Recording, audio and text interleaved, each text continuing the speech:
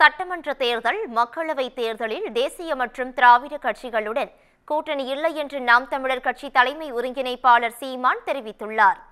சென்னையில் நடைபெற்ற நிகழ்ச்சி ஒன்றில் பேசிய அவர், இயேசுவின் மீது ஆணையாக எவருடனும் கூட்டணி அமைக்க மாட்டேன் என்றும் கூறினார்.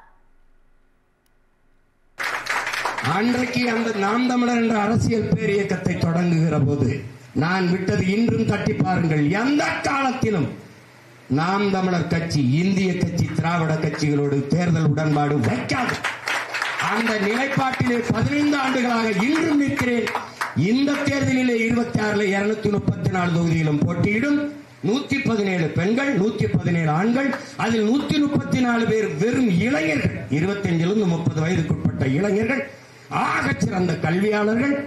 அதிலே ஒடுக்கப்பட்ட நிராகரிக்கப்பட்ட நாவிதர், குயவர், வண்ணார், இப்படி இந்த தமிழ் சமூகத்திலே ஆதி தமிழ் கொடிகள் எவரவர் நிராகரிக்கப்பட்டிருந்தாரோ அவர்களுக்கெல்லாம் தேர்தலில் நிற்க வாய்ப்பு. அப்படி பெரும் மாறுதலை இந்த நிலத்திலே செய்கிறோம். இப்போதும் தனித்து நிற்போம். 29 தேர்தலிலும் தனித்து நிற்போம். ஏன் தனித்து நிற்போம்? தனித்துவத்தோடு நிற்போம். நீ வலிமை உள்ளவனாக ஆக வேண்டுமா? தனித்து நின்று போராடுங்கிறான்.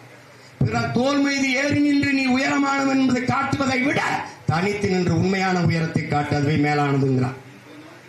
நாங்கள் ஆகப்பெரும் தத்துவத்தை தந்த தலைவனின் மக்கள் 20 நாடுகள் எதிர்த்து நின்ற போதும் துணிந்து போராடி விடுதலைக்காக நின்ற மறவர்களுடைய பிள்ளைகள். அதனால ஒண்ணும் கிடையாது.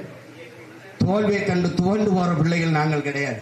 வெற்றியும் தோல்வியும் சம அளவிலே சமமாக மதிக்கக்கூடிய வீரர்கள் நாங்கள். எங்களுக்கு ரெண்டும் ஒண்ணுதான். அதனால எந்த காலத்திலே தேர்தல் உடன்பாடு கிடையாது.